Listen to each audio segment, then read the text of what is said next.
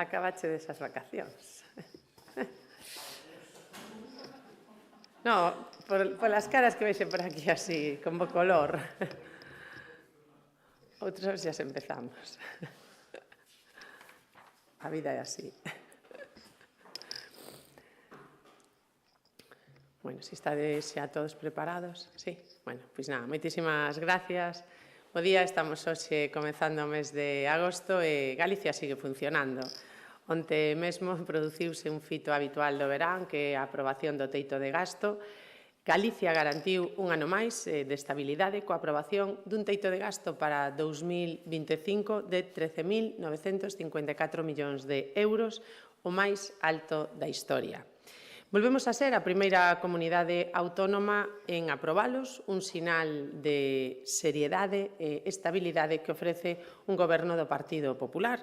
Imos camiño, por tanto, dos 16º orzamentos autonómicos aprobados en tempo e forma, o que permitirá reforzar e modernizar os servizos públicos, axudar as familias e as empresas, impulsar as políticas de vivenda e favorecer investimentos que apoien o crecemento económico e a creación de emprego. O Partido Popular de Galicia, por tanto, alíase con quen ten que facelo, cos galegos e coas galegas, mentres o Partido Socialista e o Bloque Nacionalista Galego seguen vagando sen rumbo entre o independentismo e o radicalismo. Comprobámolo esta semana co acordo da vergoña, un máis, entre o Partido Socialista e Esquerra Republicana de Cataluña. Ni moito menos isto é unha magnífica noticia, como nos quere facer creer o presidente Sánchez. Como dixo o presidente Rueda, non podemos acostumarnos a normalizar que decisións que nos afectan a todos, a toda España, a todas as súas comunidades, a todos os seus habitantes, se tomen en beneficio dunha soa persoa polo seu interese e pola súa supervivencia. Temos que rematar con esta tolemia política. Cada vez é máis urxente que se celebre unha conferencia de presidentes onde máis dun presidente socialista lle diga a cara a Pedro Sánchez o que pensa. E tamén é cada vez máis urxente que o presidente do Goberno de España se digne a recibir ao presidente Rueda, porque xa van máis de 5 meses desde as eleccións e segue sen haber noticias. Galicia non vai a tolerar nin a permitir que se rompa a igualdade. Isto non se pode normalizar.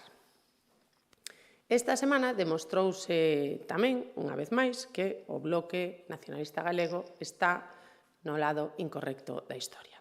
Só temos que repasar as decisións dos últimos meses. Estes son os posicionamentos do Bloque Nacionalista Galego. Entre Ucraína e Putin, o Bloque Nacionalista Galego elixe Putin. Calquera democracia ou comunismo, o BNG elixe comunismo. Dignidade ou contratar asesores condenados por terrorismo, o BNG elixe contratar asesores condenados. Entre liberdade en Venezuela ou unha ditadura, o BNG elixe unha ditadura en Venezuela. Menos mal que cando os galegos teñen que elixir entre este radicalismo ou o sentidiño do Partido Popular, elixen sempre ao Partido Popular. Séguenos chegando a indignación co comunicado e a actitude do BNG respecto ás eleccións de Venezuela. Séguenos chegando a indignación tanto da comunidade venezolana como de moitos votantes do bloque que xa teñen claro que non os van volver a apoiar. Como dixen, é incrible a capacidade que ten o bloque para situarse sempre no lado incorrecto da historia. Agardamos que pronto chegue a liberdade a Venezuela. Dende a familia do Partido Popular de Galicia mandamos unha mensaxe de apoio a toda a comunidade venezolana de Galicia, na que tamén hai membros da nosa formación política. Máis nada, moitas gracias. Estou a súa disposición para calquer pregunta. E se non, desexarlles feliz verán.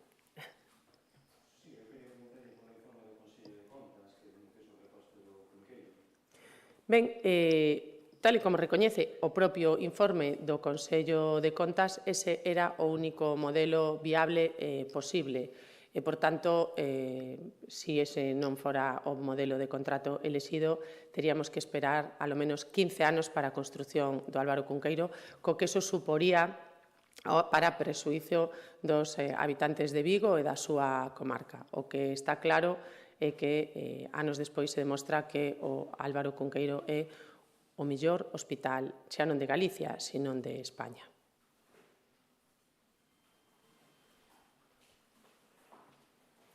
Ben, nada máis? Bueno, que ben, gracias. Bo verano, eu marcho de vacacións. Sí.